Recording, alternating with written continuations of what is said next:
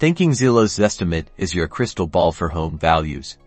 Let's pump the brakes and see how accurate it really is in the next minute. First, let's understand what a Zestimate actually is. It's Zillow's estimate of a home's market value, calculated using publicly available data, local market trends, and statistical models. Now, you'll typically see a specific number, the Zestimate, but more importantly, pay attention to the range it gives. This range is a clue to the Zestimate's potential accuracy. Zillow itself acknowledges that Zestimates have varying levels of accuracy across the country. Some areas have more reliable public data than others. Coastal regions and densely populated metropolitan areas generally have more accurate Zestimates due to a higher volume of comparable sales data. In contrast, rural areas or places with fewer recent sales might have less accurate estimates. Several factors can throw off the Zestimate: limited data, rapidly changing market conditions like we've seen recently, and crucially, the condition of the property itself. Zestimates don't know about that leaky roof or the brand new kitchen you just installed. Recent renovations and upgrades will usually mean the Zestimate is too low.